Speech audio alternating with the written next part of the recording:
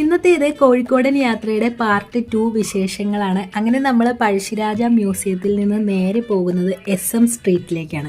SM street അഥവാ മിഠായി തെരുവ് എന്ന് പറയുന്നത് കോഴിക്കോടിൻ്റെ ഏറ്റവും വലിയ ഷോപ്പിംഗ് സ്ട്രീറ്റാണ്. അപ്പോൾ ഇവിടെ വന്നു കഴിഞ്ഞാൽ നമുക്ക് ഡ്രസ്സുകളൊക്കെ വളരെ വിലക്കുറവിൽ വാങ്ങാവുന്നതാണ്. അതുമാത്രമല്ല ഇവിടുത്തെ ഹൽവകൾ എടുത്തു പറയേണ്ടതാട്ടോ. അപ്പോൾ ഇവിടെ വന്നു കഴിഞ്ഞാൽ നമുക്ക് ഇവരെന്തായാലും നമ്മളെ ഹൽവ കഴിക്കാതെ വിടില്ല. അപ്പോൾ അത്രയും സ്നേഹമുള്ള ആൾക്കാരാണ്.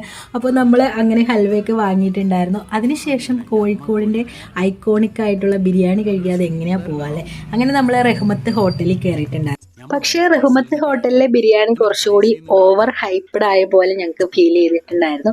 എനിവേ നമുക്ക് കുഴപ്പമില്ലാത്തൊരു ബിരിയാണി കഴിച്ചിട്ടുണ്ടായിരുന്നു. അതിനുശേഷം നമ്മൾ കോഴിക്കോട് ബീച്ചിൽ വന്നിട്ടുണ്ടായിരുന്നു കേട്ടോ. അപ്പോൾ ഇവിടെ വന്നപ്പോഴാണ് ഇവിടുത്തെ പ്രധാനമായിട്ടുള്ള ഐസ് ഒരത്തി കണ്ടത്. എന്നാൽ പിന്നെ അതും കൂടി കഴിക്കാമെന്ന് വിചാരിച്ച് നമ്മൾ ഐസ് ഒരത്തി വാങ്ങിയിട്ടുണ്ടായിരുന്നു കേട്ടോ. അപ്പോൾ ഇത് 2 ഫ്ലേവറിൽ ഇവിടെ വാങ്ങാൻ കിട്ടുന്ന. അങ്ങനെ ഐസ് ഒരത്തിയൊക്കെ കഴിച്ച ആദാമിൻ്റെ ചായക്കടയിൽ നിന്ന് ഒരു ചായയൊക്കെ കുടിച്ചിട്ടാണ് നമ്മൾ ഈവനിങ് ഇവിടെ നിന്ന് ഇറങ്ങിയിട്ടുണ്ടായിരുന്നത്. അങ്ങനെ നമ്മൾ തിരിച്ചു പോവുകയാണ്. അപ്പോൾ കോഴിക്കോട് ഒരു കല്യാണം കൂടാനാണ് മെയിനായിട്ട് വന്നത് കേട്ടോ. അപ്പോൾ ബാക്കി വിശേഷങ്ങളൊക്കെ അടുത്ത വീഡിയോയിൽ.